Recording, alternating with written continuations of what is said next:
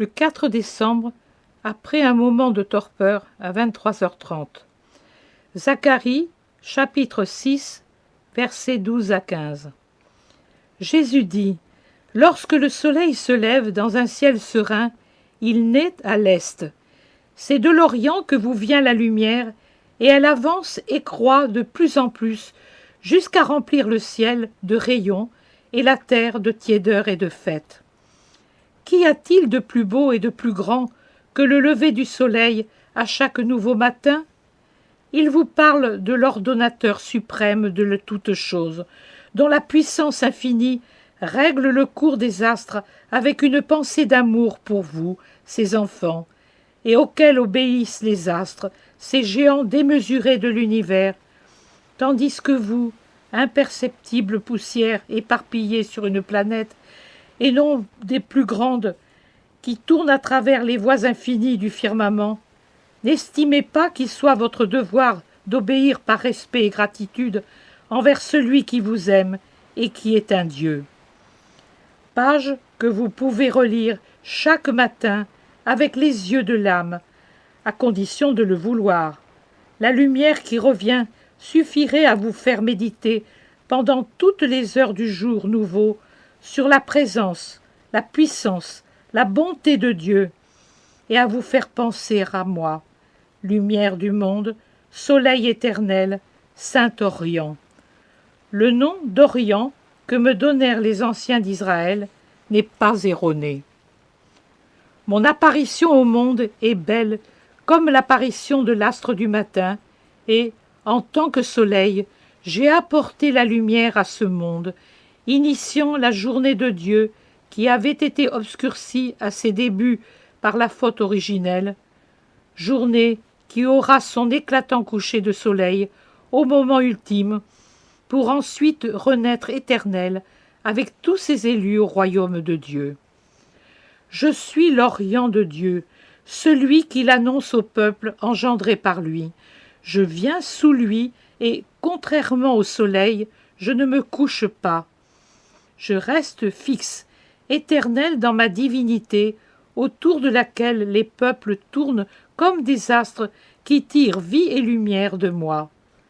C'est vous, et non moi, qui connaissez l'obscurité des ténèbres, parce que la lumière se couche en vous, non en moi, car vous vous écartez de la lumière, interposant entre elle et vous les barrières et les éloignements d'une volonté non conforme à Dieu ou de fautes commises contre la loi de Dieu.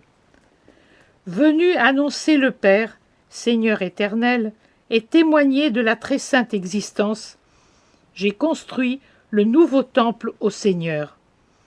Mais pas le temple matériel de pierre et de mortier que les siècles et les humains peuvent ruiner par les assauts du temps ou des guerres, mais bien le temple dont je suis la pierre, mon Église, qui ne mourra même pas avec la mort de la terre, et qui, comme un nuage d'encens et la fragrance d'une fleur, montera au lieu de Dieu, désormais libre, telle une femme affranchie de toutes les servitudes, pour s'unir à son fondateur en des noces éternelles, dont les témoins seront ses saints.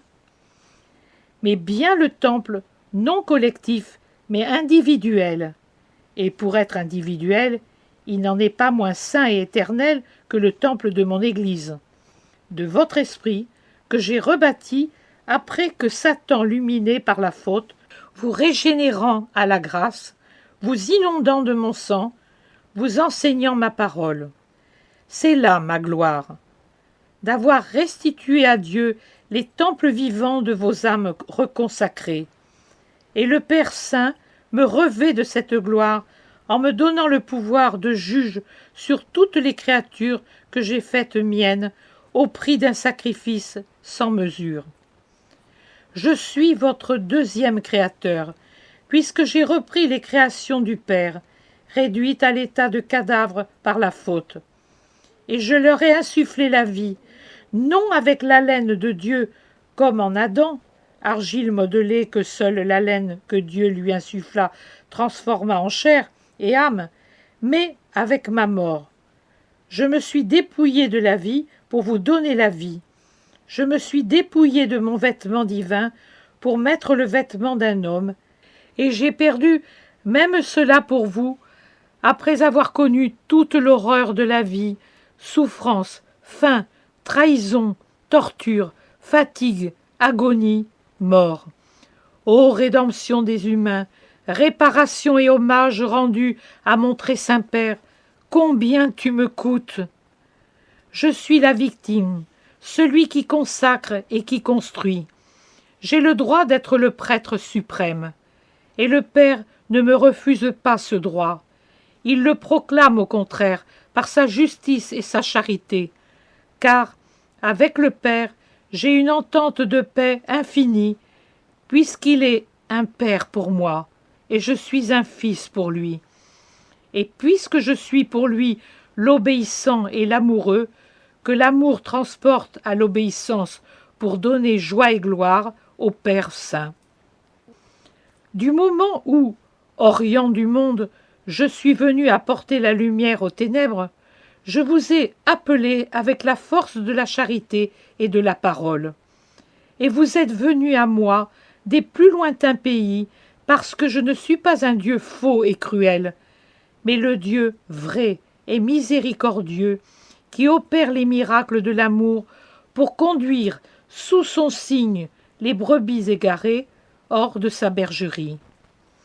Et puisque je vous aime d'un amour qui vous est incompréhensible tant il est parfait, non seulement je vous sauve, vous mettant parmi mes troupes, mais je fais de vous mes collaborateurs dans l'édification du temple qui ne sera pas détruit et dans lequel la gloire trine reposera. Et vous tous la connaîtrez telle qu'elle est, élevée à la vie parfaite et rendue capable de connaître Dieu.